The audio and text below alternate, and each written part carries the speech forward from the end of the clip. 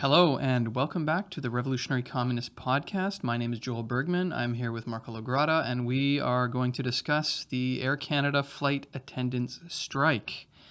So, just to start us off, this was a strike that just recently ended. It's 10,500 flight attendants. They began their strike on Saturday. And the reason why we want to discuss this strike, this was not just any old strike. But they defied the law. They defied a back-to-work order from the government and defeated the back-to-work order. This is a watershed moment in the Canadian class struggle, in the history of the trade union movement. So it is a very significant strike. Now, Marco and I are going to kind of go over all of the issues of the strike, what they're fighting for, and also what the offer is on the table now. The workers are going to be voting on that offer. I believe the voting starts next week. So we'll also have our opinion about what we think about that. So, I don't know, to start things off, I guess, I don't know, you have general comments on this? Or?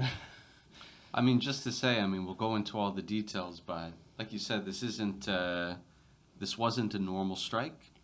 I would go further and say this was a watershed moment in the Canadian labor movement, because I think the overarching story of this strike is that, for a number of years now, for all intents and purposes, the right to strike has been made illegal in Canada. Yep. That whenever any strike of any significance takes place, either we've had back-to-work legislation, but more recently we've had this use of the so-called Section 107 of the Labor Code, where they're able to take away the right to strike without even a vote in the Parliament. This happened to port workers, this happened to postal workers. We've seen it happen time and time again. And workers submitted to it, the unions submitted to it, until the air flight attendants, where they defied the law, managed in some ways you could say to beat the law. Yep. Without any major consequences. And this is going to have repercussions. This won't be a strike that a week goes by and you forget it ever happened. This will exist, I think, for a long time in the memory of other trade unionists, but the working class more generally. So I think that's really the story here, if you like. Yeah, exactly. I think that's why this is worth a full discussion. There's lots of strikes that happen. Little, small, big, and bigger strikes, but and some of them are not that important. There's maybe a bit of a deal. There's maybe a bit of a sellout. There's maybe, maybe they go on strike for a few days. Maybe they have the right to strike taken away and they go back to work, and then it's a bit depressing. It's kind of crappy. As you stated, it's happened a number of times last year. But yeah, this is the first, as we said many times, we said someone is going to have to stand up and say enough is enough. We will defend the right to strike. And we will defy this back to work order. And yes, it was the flight attendants, the Air Canada flight attendants, that finally stood up, defied the law. It was technically an illegal walkout. And won, actually. They beat back the law. And, what are the repercussions of this going forward? Mark Carney is instructed, through the finance minister, has instructed all the government departments to look for, except for the military, except for the police, of course, he's instructed all the other government departments to look for 15% cuts across the board. What is that going to mean? That's going to mean big trade union struggles. It will mean layoffs. It will mean cuts to services. It will mean cuts to benefits of workers, and it will lead to public sector strikes, PSAC and other workers. And so it'll probably lead to compressions of transfer payments to the provinces, which will lead to strikes at the provincial level of various sorts. And this will lead to trade union struggles. And I think the significance of the Air Canada flight attendants defeating this Section 107 thing that was used 7 times, or we were using it 7 unions last year, quite successfully, actually. It was also used against the rail workers. That was a very significant strike. Port workers, you mentioned, postal workers. And the union rolled over and accepted it. But now they have fought back and they have defeated it. So the significance of this is going to be, well, it's a reference point. So the next time a government, maybe Mark Carney's going to try to do this again, why would any union accept it? You shouldn't. You should not accept it. The union said, actually, when laws protect billion-dollar profits over workers, defiance is necessary. We agree with this 100%. I think that should just be the standard response anytime the right to strike is violated. And I think that says something about the right to strike. There's been, over the past number of decades, lots of court cases. Every time the right to strike gets taken away, the trade union leader said, we're going to take this to court. They take it to court. Sometimes they win. Sometimes they don't. Sometimes there's usually a long process of freaking years and years and years. And that hasn't protected the right to strike one iota. It has not. This strike that occurred over the weekend did more to protect the right to strike than any of these court cases. The right to strike is something that is defended on the picket line, not in the courts. I think that is a takeaway from this. So that is the significance of this. I don't know if you have anything else to say about that. I think you said it all. I would add it's not the first time that we've seen this type of action. It's the first time we've seen it against Section 107. Yeah. Which I think is important. But we also had the example, and we'll go into this later, I'm sure. But the education workers in Ontario in, I think, 2022. Yeah. In that case, it was back to work legislation plus the notwithstanding clause, which was introduced by Doug Ford in order to crush the strike of these education workers. They also defied that legislation, managed to force Ford back. The reason I mention it is because when we say this will set a precedent, one of the things that the leadership of the union of the flight attendants cited before they broke the law in this case was those workers in 2022. And they said, listen, they did it back then against Ford. We can do it now. So when we say this will form a precedent, this is what we mean. These things won't be forgotten. This is going to bolster working class people to fight back against anti-democratic laws. So this is, I think, very important. Yeah, hugely important. The Ontario Education Workers Strike, that is a very important point of reference in the class struggle. And now this strike is the point of reference. So any time the right to strike is violated, people say, we're going to do like the flight attendants. Mm-hmm. And I'm saying, if you're not doing like the flight attendants, you will not win. And so I think that should be the thing that we should really, really underline. A bit more on this. So how they defied, maybe we'll talk a bit more about the defiance, Section 107, and then we can go into a bit of the issues of the strike, the wages, the wage demands, the unpaid work, and then we can deal with what the deal is.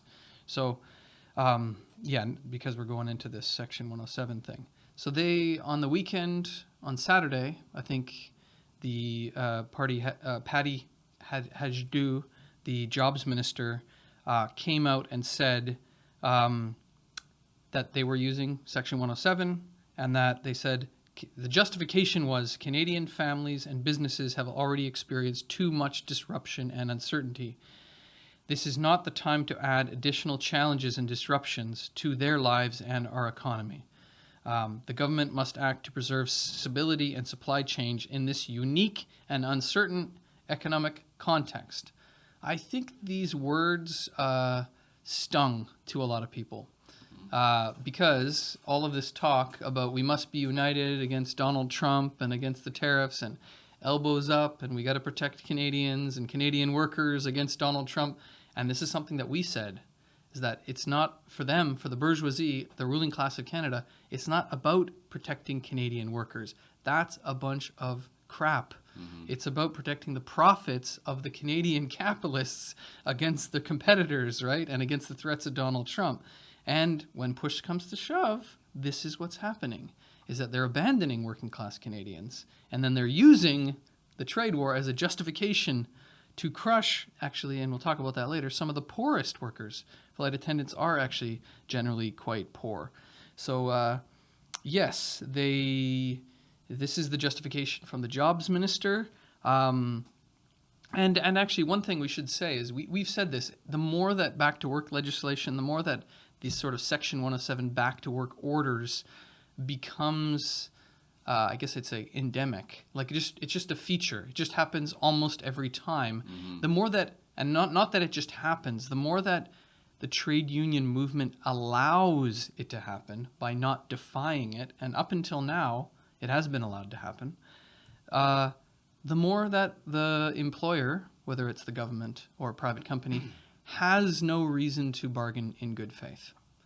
And actually, this was on display in this strike. You could tell Air Canada had no reason to bargain in good faith because, and don't have to take it from me, Michael Rousseau, the CEO, in an interview with Bloomberg a few days ago, he said he was shocked that they defied because he said, well, we thought that Section 107 would be enforced. They were expecting Section 107, but what he did not expect was for the union to defy it. So basically, when push came to shove, they didn't really have a reason to negotiate fairly with the union because they were just expecting the government to do their bidding. And Mark Carney was happy to do the bidding of the Air Canada bosses.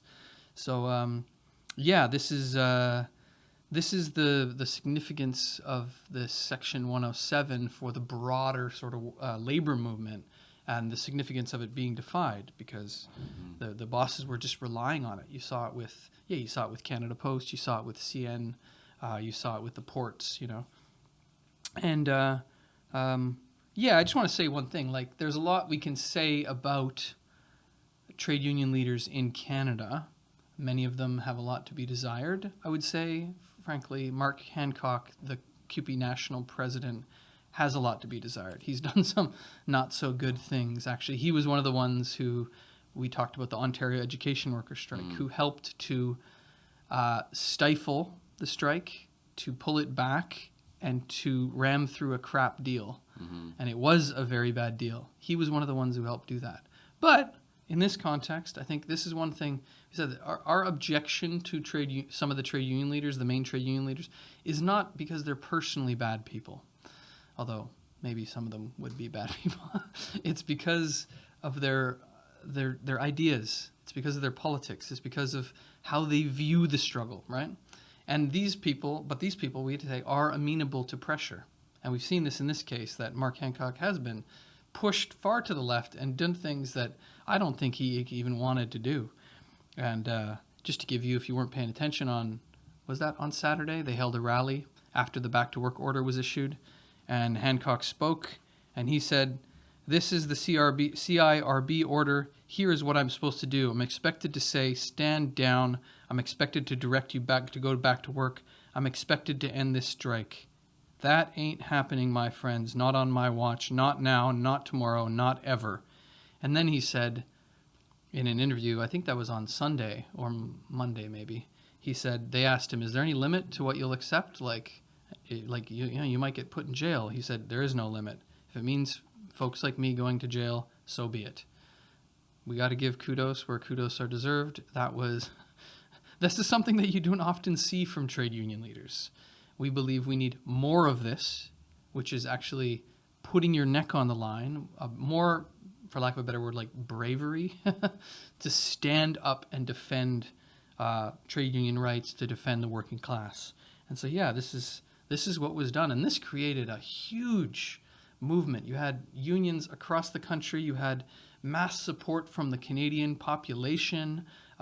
Polls were showing some of the polls show over 90% support from the Canadian population for the flight attendants against the government, specifically against the government's violation of the right to strike. And this shows there's some of those events in the class struggle that are this polarizing event. You have to choose a side. And in this one, it was overwhelming support for flight attendants. And I saw polls that had like 12% of people supported Air Canada, which is a very small percentage, obviously. When well over 60, 70% were supporting the workers. So really, yeah, this is what this strike represents. It was, this defying Section 107, a huge victory for the trade union movement in general. I don't know. I don't have that much to say about that. I don't know if you have anything to add on here. We have. Yeah, I mean, a couple of thoughts. I mean, just to backtrack, one thing you mentioned at the beginning just there was, this whole elbows up thing. Yeah. I think, this is an important element to this strike that I think we're seeing now what elbows up really means for the Canadian government, because what that means is we need to defend the rights of Canadian multinationals and big Canadian corporations to do whatever the hell they want in Canada. We have to defend their rights to make super profits, which Air Canada does. Yeah. We have to defend their rights to dominate the market inside of Canada, defend their rights to exploit their workers, defend their rights to screw over consumers. I mean, if you want to talk about someone who's an enemy to the ordinary Canadian person, Air Canada is that company. I would say it's part of the reason you mentioned the polling numbers. Yeah. This massive wave of support for the flight attendants. I would say another side to that is also because people just hate Air Canada. Yeah. That this is a company that has been taking advantage of ordinary Canadians for decades. But these are the people, but they're a Canadian company, so we must defend them. It's really, you see how hollow that is. Because are these people benefiting Canadian workers, Canadian consumers? Far from it. Far from it. But, so anyway, I think this is another important element there. Yeah, big time. So, this is the significance of the strike. It's extremely significant strike. And it did show a lot of things about the balance of class forces in society, which we've always explained is massively on the side of workers. If people have to choose, they choose the side of the working class. And it shows the power of the workers. If they're given a strong lead and they are mobilized, it is an unstoppable force. And I think this was proven by the fact that Monday rolled around, and what did the government do? Did they immediately roll out fines and start arresting people? No, they did not. Why did they not do that? Wasn't this illegal? Well, I think they knew that if they did that, they would have probably provoked a damn general strike in the country, that the working class is more powerful than any law, and that they would not have been able to enforce that. So this is the significance of the strike. So maybe going on to the issues of the strike, and sort of the deal on the table now, because the strike has been called off. It was called off in the middle of early Tuesday morning. And there is a deal that is on the table that the workers will be voting on starting next week. But I guess we can rewind back to last week and sort of go over what were the main issues and what are the main issues facing the flight attendants. What was the reason for the strike? So, I don't know, do you want to start on that? And then I can add some things. Yeah, I mean, the main one was this issue of unpaid work, which I think, to be honest, a lot of people didn't even know about. To be honest, I didn't know about that until this strike. But it's really scandalous when you actually hear the details of, here are these workers who are not being paid for the time that the plane is on the ground. This has become a bigger issue because I know since the pandemic, obviously you've been on flights, I've been on flights since that time.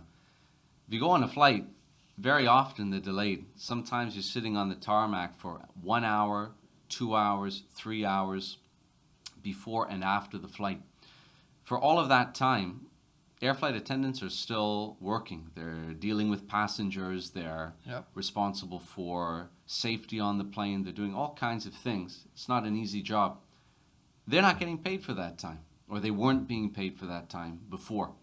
I think the union estimated that it was something like, if you total it up, 35 hours in a month that you're working Yeah. but you're not getting paid for that work. It's like a whole week of work. It's ridiculous. Actually, it's so egregious that I was just watching a video from, of all people, Pierre Poilievre.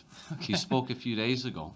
And the Conservative Party obviously is sort of playing an opportunistic role with this strike. They're trying to pose as, we're pro-worker, pro-union. Yeah, yeah. But even Pierre Poilievre, he said, listen, I think it's egregious that any working class person is not being paid for every single minute of work that they're doing. Even Pierre Poilievre said that. Yeah. And you know what? He's right, of Isn't course. that capitalism? You get paid by the hour? So it's absolutely egregious. And it's not just them. It's many air flight attendants who are in this position, which means if they score a victory on this count, this is going to have repercussions for other air flight attendants and other people in that situation.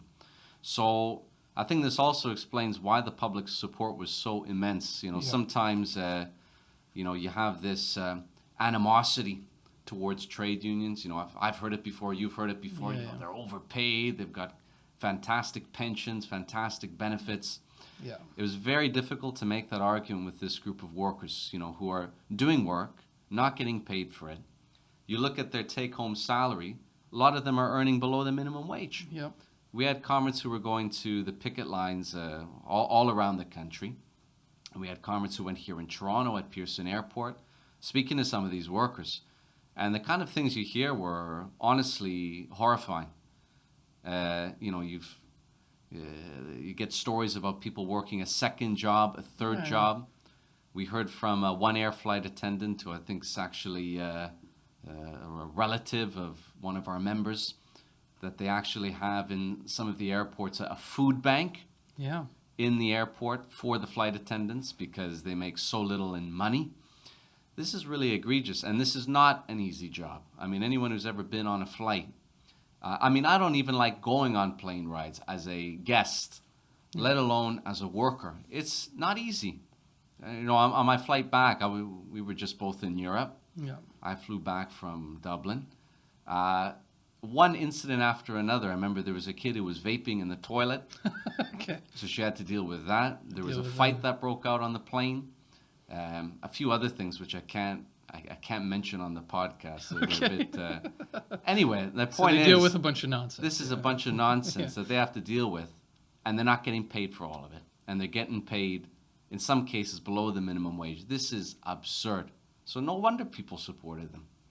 Yeah, so I looked into that a bit. Wages, the question of only being paid for the time when the plane's in the air, this has been the case for forever, for a long time. I don't know how long, and it wasn't such a big deal in the past when wages were a lot higher.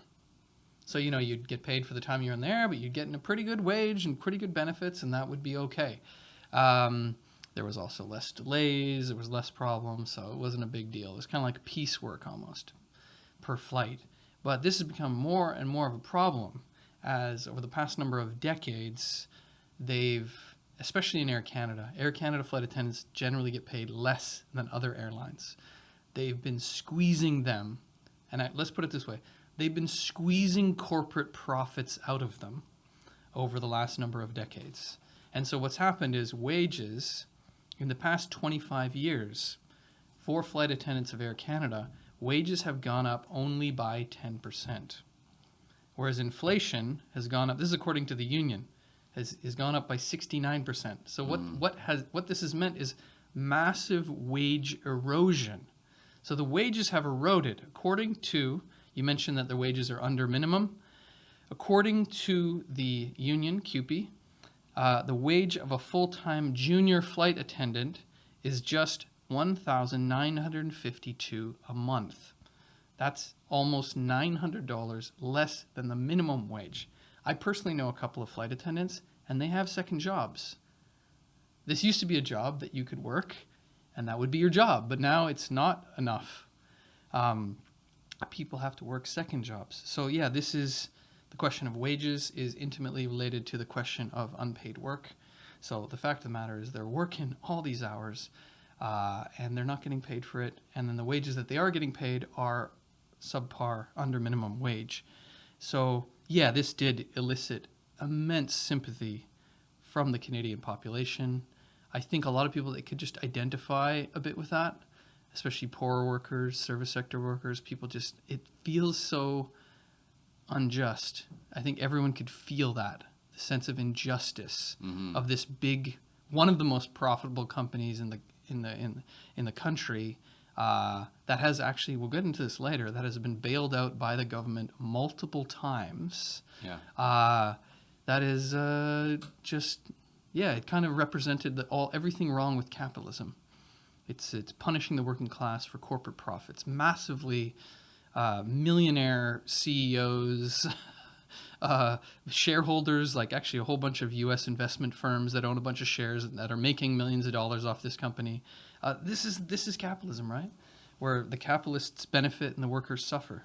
And I would also say, imagine this in any other job. I mean, imagine if you worked an office job for which you're not paid very much. Yeah. And then you're expected, as as a requirement of that job, to regularly come into the office 2 hours earlier than you're supposed to, Yeah. then stay 2 hours after, Yeah. and to not be paid for any of that time. And then your take-home pay is at or below the minimum wage. You'd say that's an abusive employer. Yeah. You'd be out of there as fast as possible. Yeah. But this is how these 10,000 workers are working every single day. It's unacceptable. That happens actually regularly, where bosses try to get you to come in early. You must show up 15 minutes early. You must show up 30 minutes early. And it becomes a source of conflict because technically that's illegal. As far as I'm aware, that is illegal. You are not required to be there before your start time. You are on the clock and you are paid for the time on the clock. You are not paid for the time you're not on the clock, and they can't therefore ask you to be there unless they're going to pay you, which of course the bourgeoisie is always trying to get away with that sort of stuff, trying to get away with lower wages, longer hours, less pay, etc., and they'll stretch it every time. So yeah, that's these are the issues that led to the strike. Then, as we started the podcast with, they started the strike justifiably. The offer from the company that was on the table before the strike on Friday was 17.2% wage increase over 4 years, which was rejected by CUPE, by the union, because they said correctly that this does not bring the wages up to minimum. It doesn't get them over minimum. They're still far below minimum with this wage increase. Basically, it does not, the wage erosion that has occurred over the last few decades, they want to correct that, right? And this does not correct that. So they rejected that.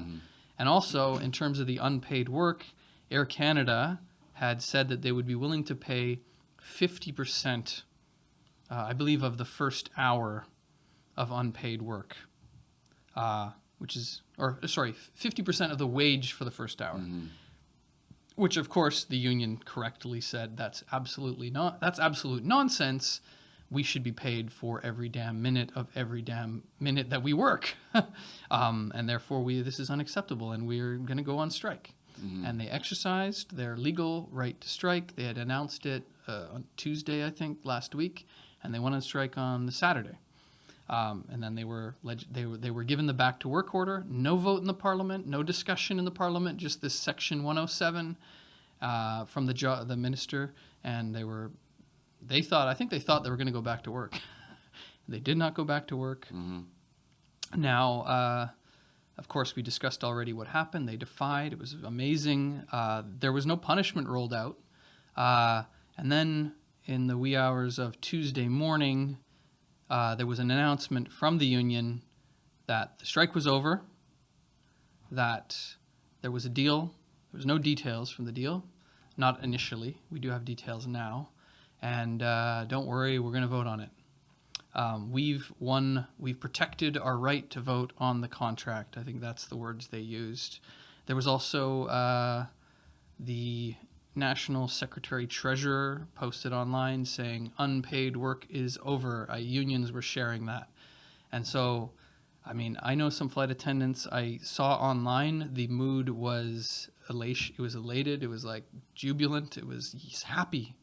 We won. The unpaid work is over. We beat back the government, etc., etc., etc. But yeah, what do you think about that? It was pretty good then. So they won. Well, Got any comments about that?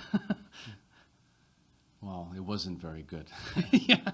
This was the problem. I mean, I've saw some of the details. I think you have more of them, and maybe you can go into them in greater depth.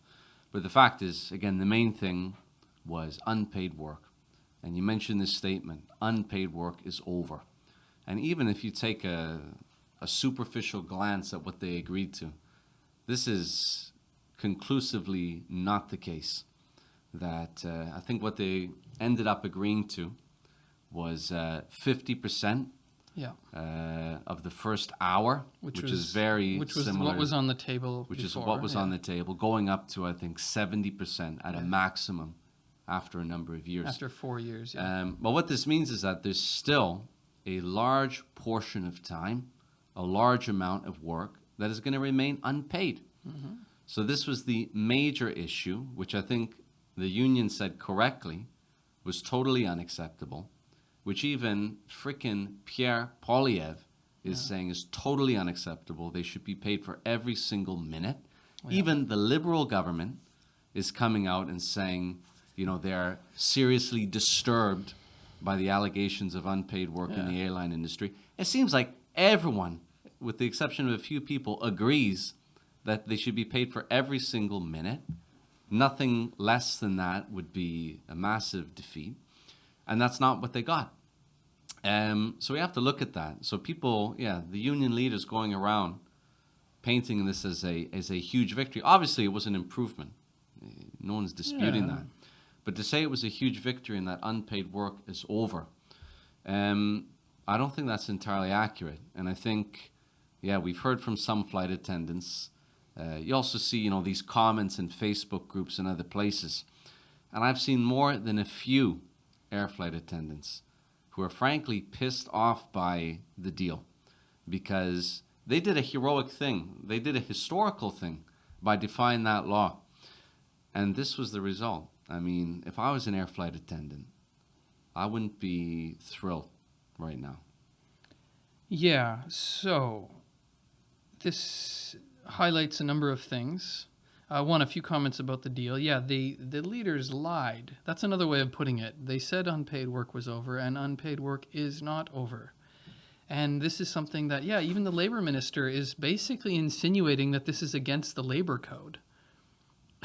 This is unpaid work. It's not legal. What the hell's going on? So why did you accept anything less than 100%? Also, in terms of public support, we mentioned the public was massively behind them. There was an Abacus poll that said 88% of people polled thought that this is a non-controversial thing. Air Canada should pay the flight attendants for all of the tasks they complete. So for all of the time they work, they should be paid. Only 12% thought that they should only be paid for the time in the air. So the overwhelming opinion of everybody, from the government to Pierre Poilievre to the general population, is that they should be paid to the workers themselves. To the trade union leaders probably think they should get paid that. But I think somewhere in their head they're thinking, well, we got to be reasonable. We can't possibly win that. So that's another question about whether or not they could have gotten more. So they accepted this deal that is, you mentioned it, 50% of the first hour goes up to 70% after 4 years of the wage. So that's, it's a slight improvement, a little bit. I bet you that is going to amount to almost nothing for a very small number of flight attendants. So it's a bit of peanuts, especially because, as I mentioned, that 50% was already on the table before the strike. There was some increase of wages. I mentioned the wage offer was 17.2 over 4. This was increased to 20.26 over 4 for the juniors, or the ones that have the lowest wages. So we'd have to say that wouldn't have happened without the strike. So yes, the strike did gain a small wage increase. That's basically 3% over 4 years, which is very little. I wonder how much that even amounts to. If they're making $1,900 a month, that's going to be almost a very small amount. So then the question is this, so it's a victory in the sense that the strike defeated the back to work order. We've already highlighted that. Now, is this a victory in the sense that the contract is a victory? So you already mentioned it's not good. I agree, it's not good. From the sounds of it, a lot of flight attendants also think it's not very good. I did hear from a couple of people there was a Zoom meeting on Tuesday who basically said they were very depressed and they were very disappointed. Some of them were angry, they felt betrayed. They were trying to get the leaders to take down all of their posts that said that unpaid work was over because they didn't like how they lied. Fair enough. But the trade union leaders apparently said that the government had called them and threatened them with fines and arrests if they didn't accept this deal. So I think a lot of people think, well, it sucks, but there's not much else we could do. So I guess we should entertain that issue. I have seen some people post online, some left-wing people, some people on the left in the trade union movement, that this deal is a very good deal. And they say kind of in context of what could be done. So I don't know. Is that true? Well, I would say to this, first of all, because for years, people said that you can't go on an illegal strike. That if you do, you'll be fined into oblivion. You'll demoralize the workers. It'll never happen. Yeah, we were saying to defy. For years we've been saying must defy. Yeah, and trade union leaders were saying the opposite for years and years. Some people on the left were saying for years and years, you can't raise that demand. It's not possible. And then in 2022, the Ontario education workers proved, no, it is possible. And they defied the law without any serious repercussions for the union. Now, 3 years later, the flight attendants did it again. So anyone who says, first of all, that you can't go on an illegal strike, you'll demoralize the workers, you'll be faced with fines, people will go to jail. You've now had 2 examples where that was disproven. Now what they're saying is, okay, maybe you can go on a legal strike. They've had to concede that point. However, not more than a day. That seems to be where the limit is. 2022, a day. This one, a day. What were the facts? I would say, first of all, to paraphrase Trump, the workers had all of the cards in this situation. They did, yeah. Look at the facts. Like, you want to talk about, the situation wasn't right.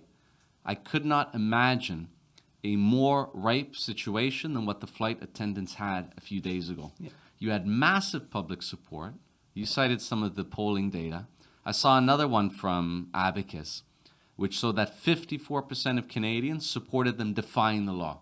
Yeah. In other words, a huge majority of Canadians supported them taking an illegal action against the government. This is huge. Yeah. They had, the comments of the labor minister saying that she was appalled by the allegations of unpaid work. Pierre Poilievre saying that they should be paid for every single minute. Massive support from the public. Massive support from other workers in the airport. That was another report we heard from Pearson. And also, a very strong leverage against Air Canada, which, if those air flight attendants don't work, they can't put planes into the air. Yeah. They can't. And Air Canada is a company which has not been in the best financial position. They had them over the barrel in every conceivable way. Yeah, their stock went down by 3%. Yeah. In every conceivable way, the workers had the advantage.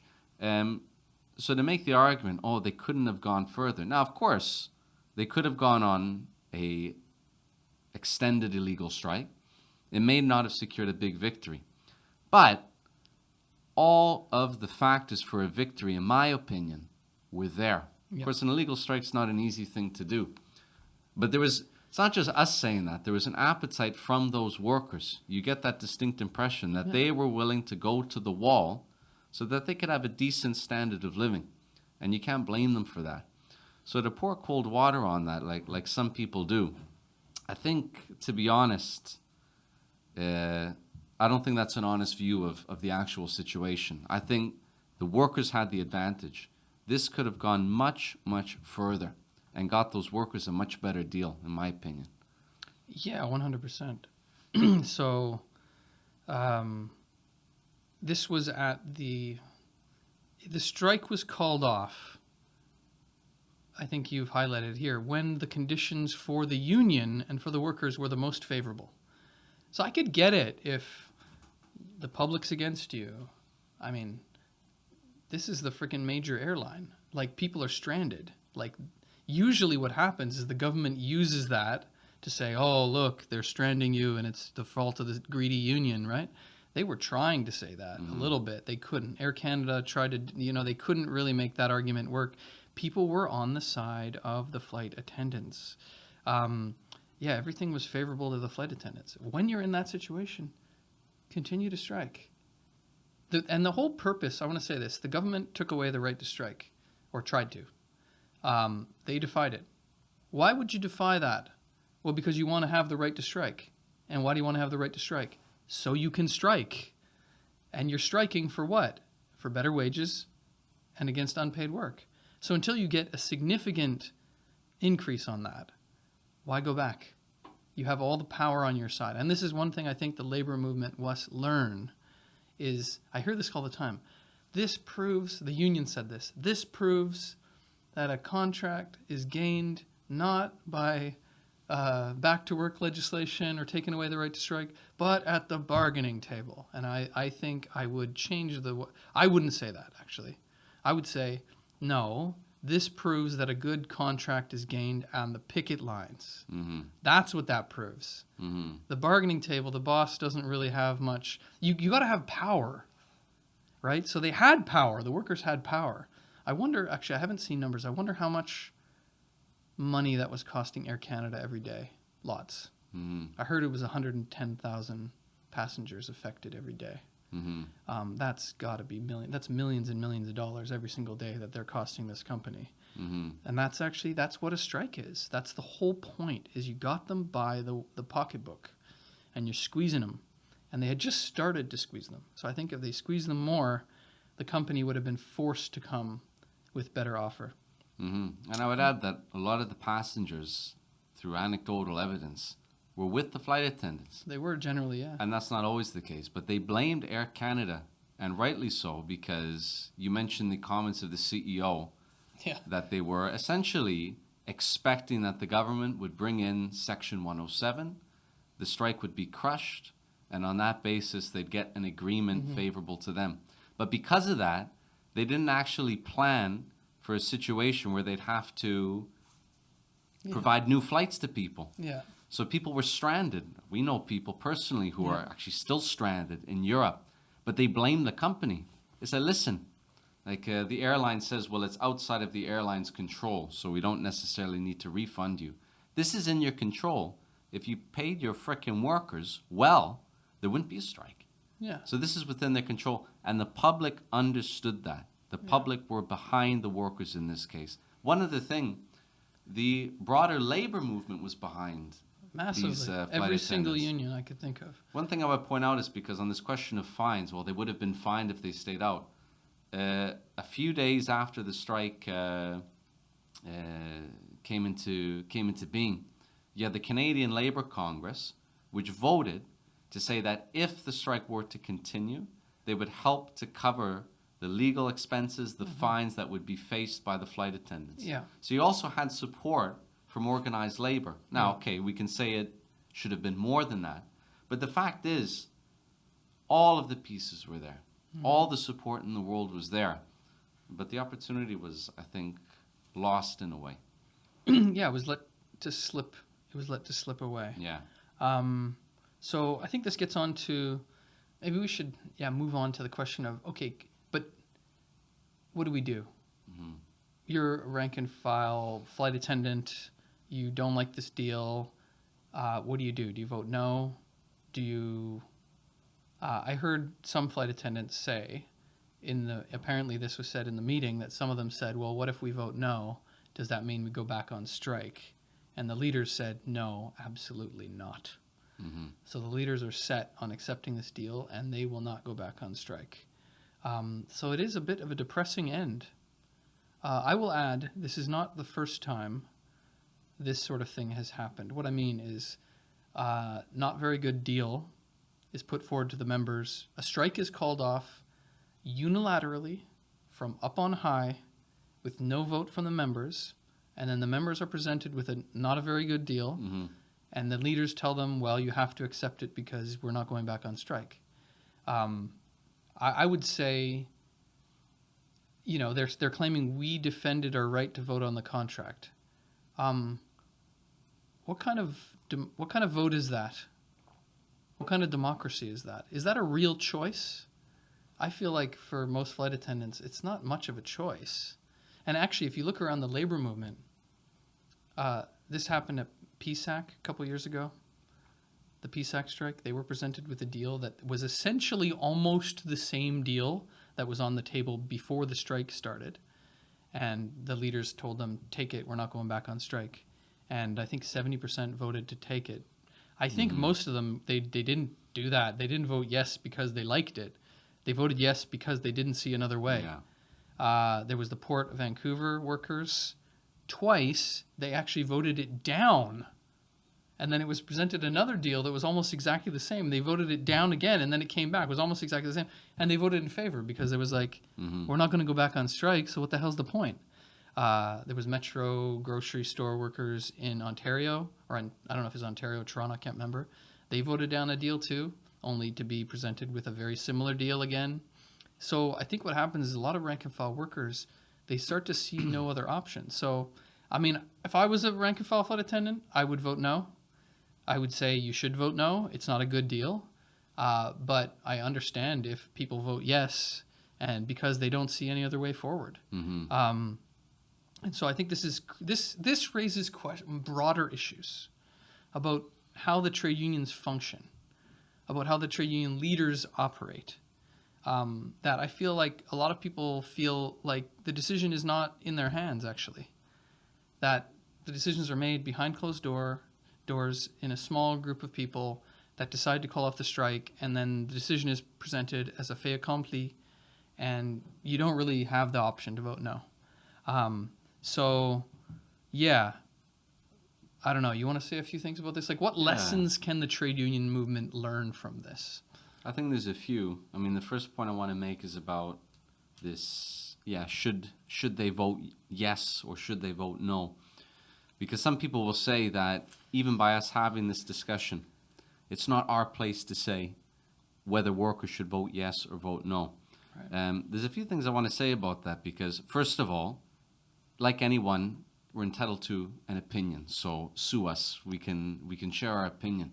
Second of all, though, and this is, I think, a more important point, it's not just us saying this, but it seems that there is a layer inside that union, significant layer inside that union, that is upset with this deal, that wants to vote down this deal, and wants to continue the struggle until they get what they asked for, which is an end to unpaid work. So I don't think it's us just creating this out of thin air, but there is a serious mood within the union.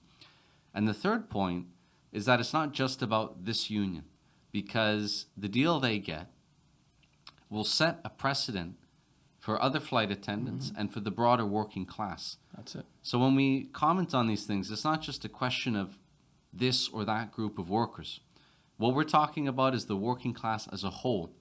And if one section of the working class makes an advance, that's an advance for all working people. If that section of the working class gets beaten back, that's a defeat for the entire working class. So any working person has a right, and I would say a duty, to weigh in on these questions. I think this is important.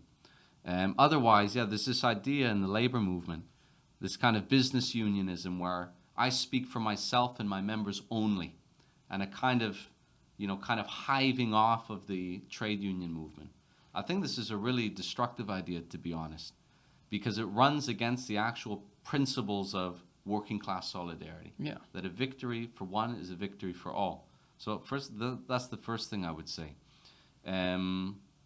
But what was the other question? Well, what was the question? The process of how the bargaining takes place and how the leadership like unilaterally called off the strike. Yeah. I think there's a small thing and a big thing here. I think the small thing is, first of all, workers need, in my opinion, greater rights within their union. I think part of the problem with this strike and with other strikes is that when it comes to bargaining, a lot of this happens behind closed doors. Yeah. That most of the workers in these unions don't see how these negotiations are progressing, what concessions they're making, what pressure the leadership is coming under. So I think one of the small things, if you like, that I think should be fought for by militants inside of the union is this idea that we've discussed before of open bargaining. This whole idea that ordinary rank and file workers should have a right to observe and weigh in on the bargaining process. That if you have leaders that are going to go in and make concessions and capitulate to the pressure, there should be an elected team of rank and file workers who are there to observe that. Mm-hmm. And more than that, have a right to change what's being proposed, change the bargaining team, vote whether or not to continue the strike. Because right now, the workers don't have that option. It's essentially within the purview of the leadership whether or not the strike continues or whether it ends. So I think one thing that militants in the union should be proposing is a greater, democracy, if you like, inside of the trade union movement. That sometimes these leaders cannot be trusted, but more power should be in the hands of the rank and file. I think in this situation, it could have made a significant difference. If you had workers there at that meeting saying, hey, listen, this isn't what we were promised. Yeah. We were promised an end to unpaid work. You're going back on the promises. Yeah. Then that could have led to a change in that union. Yeah. So I think this is one thing. I don't know if you have comments on that, but then obviously there's bigger picture questions as well. Yeah, well, I agree in general. It's a question of transparency, and it's a question of democratic control. Mm-hmm.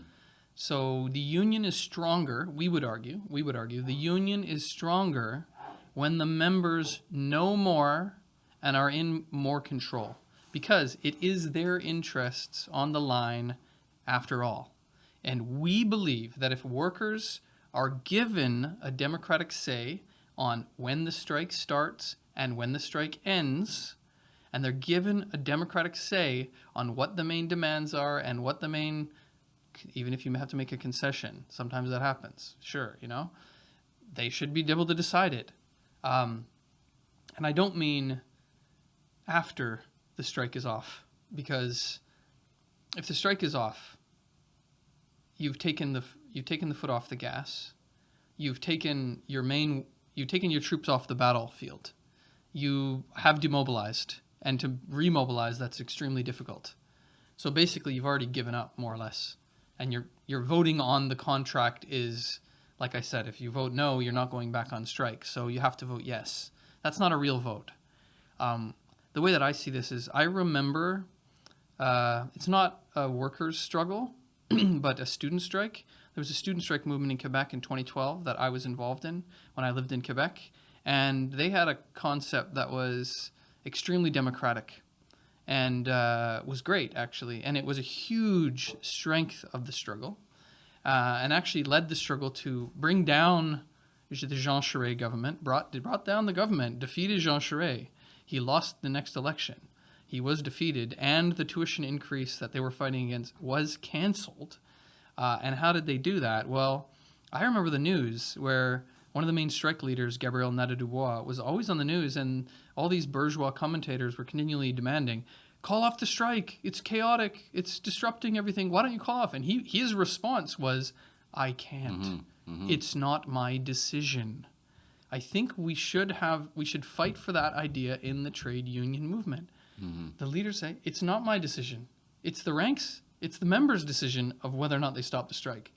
And they're probably only going to stop the strike if you present a pretty damn good deal. So actually that will help to ensure that the bosses will take it more seriously. Mm-hmm. Whereas what you have now, to be frank, the bosses can rely on the leaders to do the dirty work for them. They can say, well, look at the bottom line, we're not profitable, whatever reason they have, we can only offer this. And it's like, why do you trust them? Why do you trust them? But for some reason they go, well, I guess they're telling the truth. We gotta go recommend this. Hey, be reasonable. Be reasonable. You're probably not going to get more. This is a serious negotiation. Don't be ridiculous. They go back to the members. They recommend the deal. They call them off the picket lines. They call them back, and most of the time they have to accept the deal. So I think that creates a very bad situation. So I'd say, yeah, open bargaining, transparency, and real, genuine democracy, democratic control of the fate of the movement, the fate of the strike, and all the demands and the contract and everything. Yeah. That's related to another thing. I've heard, I'm not sure if this is true or not, but I have heard that they're not even allowed to vote on the unpaid work, the 50, 70%. That is not being voted on. It's just the wages. I don't know how that even works. Isn't that in the contract? But that is also connected to this. No, the members, the flight attendants should be voting on everything.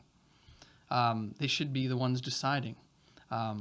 Yeah, so you had something else you wanted to raise? Yeah, so obviously there's that, but then I think the bigger picture, and you started touching on this, is the role of the trade union leadership in general. Because I think what you've seen happen, and it's become clear over the last few years, is that on the one hand, you've got an incredible anger that's building up in the ranks of the trade unions, amongst the rank and file, amongst working people in general.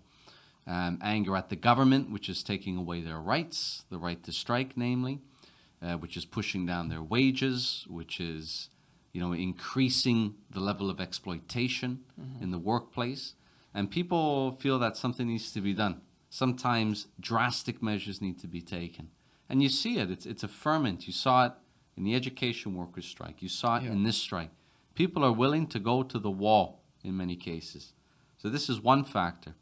But on the other hand, I would say most trade unions in the country, you have a trade union leadership, many of them, not to be discriminatory against old people, but many of them are very old, ageist, old types who were brought up in a very different period, in a post-war period where you could go on strike in a limited way and get pretty significant concessions, significant wage increases, pension benefits, health benefits, so on and so forth.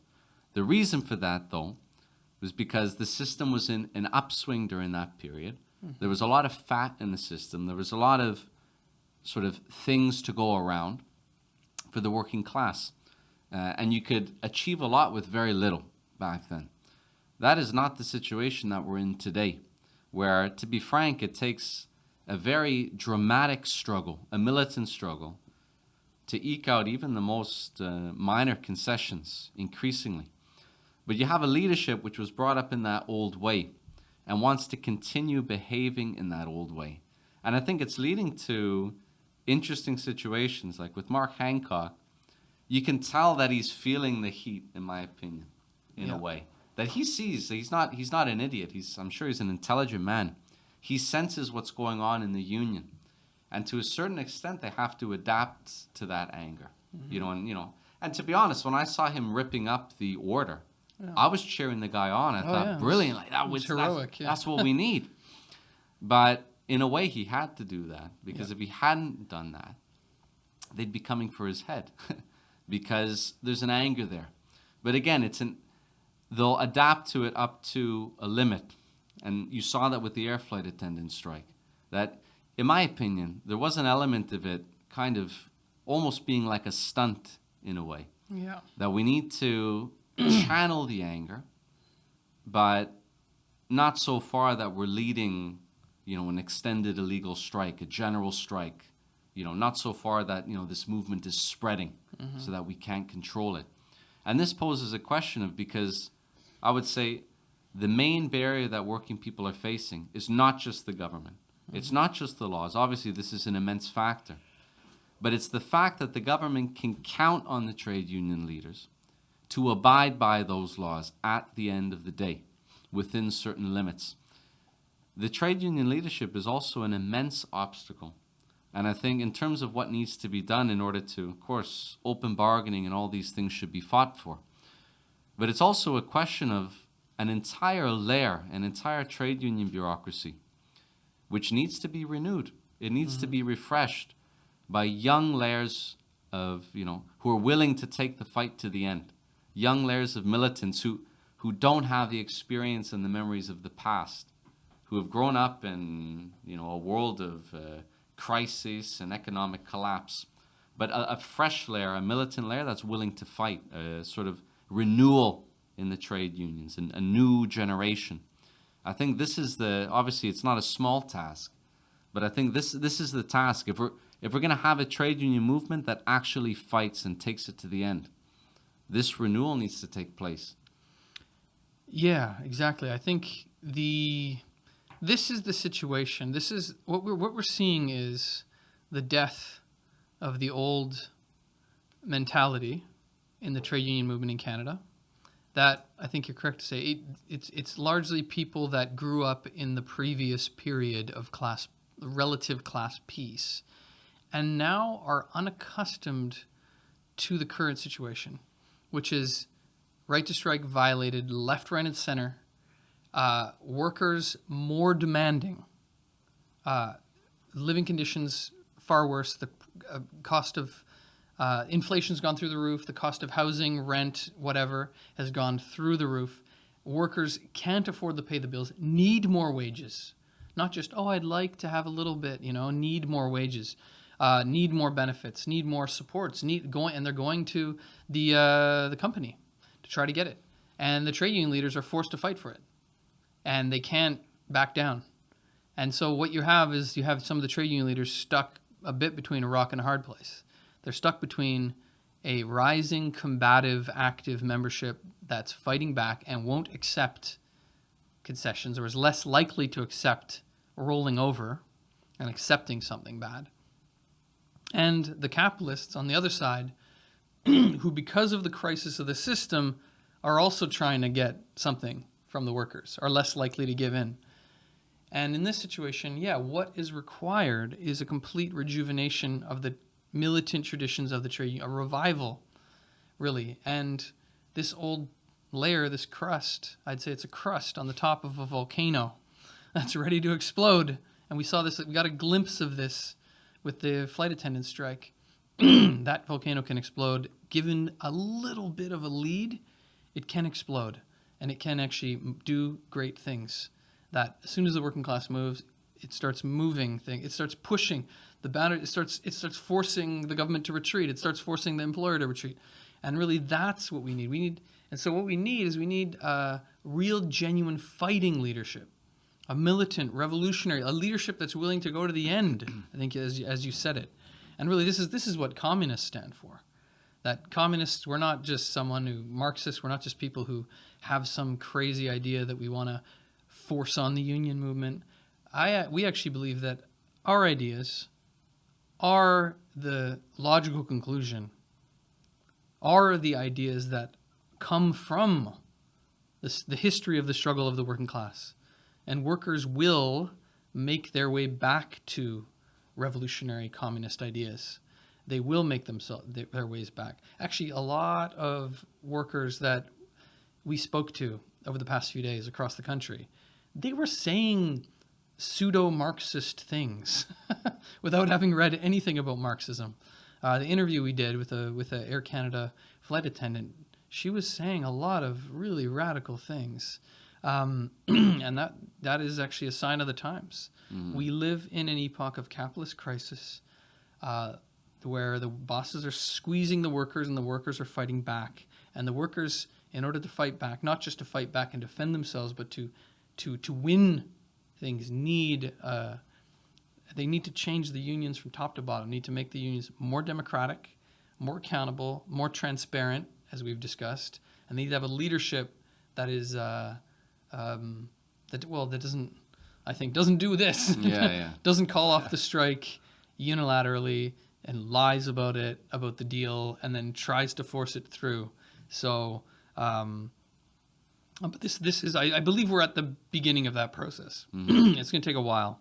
We're in a process in which the workers there's going to be ups and downs. There's going to be a lot of turmoil. I think the crisis facing, in particular, it's a special crisis of Canadian capitalism, is very significant. The major trading partner, trade war, we don't have a deal with America yet. They have a deal with other countries. They don't have a deal with Canada yet.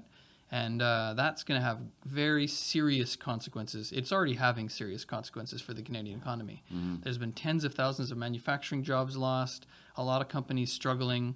Actually, Air Canada profit went down in the second quarter because a lot of people just canceled flights. They were going to go to America. They're just not doing that anymore.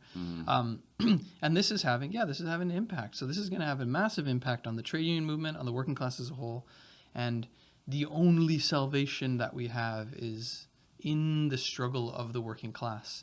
And in the struggle of the working class, it's like an army being mobilized. You got to have good officers. You got to have good generals. You got to have good leadership. So ultimately, that's what the Revolutionary Communist Party stands for. We need to revive the fighting traditions of the Canadian labor movement, that the old methods of the past number of decades don't work anymore. They clearly don't work anymore. We need new ideas. We need new methods, or we need old methods, methods that have worked to build the trade union movement in the first place. I don't know. I think we've been going on for over an hour, so I don't know if you have any final things you want to say. Just a short final thought, because what you were saying about the role of Marxists in all this. I mean, sometimes you say Marxism is the memory of the working class. Yeah, that's it. And I think this is an example of that, because what Marxism is it's many things. But it's also a study of the history of the movement of the working class and what works and what doesn't work, and studying that history systematically so that we can transmit those lessons to working people today, young workers today. Because sometimes we're hit with this accusation, well, you're just making commentary on the sidelines, which, to an extent we are. It's true. To an extent, we are. Although I would say it's an exaggeration. First of all, we do have members who are doing work in the trade unions. Actually, we mentioned the education workers' strike, 2022. We did have a number of comrades in that union. Yeah, we led the rank and file committee. Yeah, and they played a small role, but I would say a significant role in that struggle. Obviously, we didn't have nearly enough people. Otherwise, that strike could have ended up very, very differently. But it's through having discussions like this and discussing ideas that you win people, that you recruit people. And we don't have any members, as far as I'm aware, in the Air Canada flight attendants. Maybe that person is listening to this podcast. I don't know. But the thing is, it only takes one person in a union, in a situation like this, with the correct ideas, is like a single seed in very fertile soil. It can multiply very, very quickly. And once you build a base in that union on the basis of militant ideas, Marxist ideas, then you can totally transform the situation. If it was a Marxist leadership with a organized base with these ideas, this struggle could have, I think, played out very differently. And this would have had an effect like wildfire throughout the rest of the working class. It only takes one union. We've said this only takes one union. But you need to build. And this is not something that can be done overnight. This is something, obviously, we're working at. But we need people in the unions to join us and start building on the basis of those ideas in the Canadian labor movement. I think that's a pressing task. Yeah, exactly. So I think that does the full tour of this question. The Air Canada flight attendant strike, very, very, just to emphasize, fundamental, the turning point really in the class struggle. It's a main reference point now in the struggle. Defied the back to work order and defeated it. And the point of us discussing this is to also broaden the question out, discuss the broader implications for the trade union movement, the lessons that we can learn from the struggle, the setbacks, the problems, the errors. It's very important that we honestly address that. So that is what we did here today. If you did like this, I encourage you to reach out to us. You can go to our website, marxist.ca. We'll include a bunch of articles that we wrote. We had an interview with Air Canada flight attendant. We had a number of articles about the struggle, like 3 of them. We'll include them in the description of this episode, so you can read that. And yeah, you can reach out to us. You can fill out a join form. Join the Revolutionary Communist Party. Help us to revive the revolutionary democratic traditions, fighting traditions of the Canadian trade union movement, so we can fight back, and we can not only defend the right to strike, but win in the struggle for better living conditions, for better wages, better benefits, and ultimately we can win the struggle against the bosses, against the capitalist system.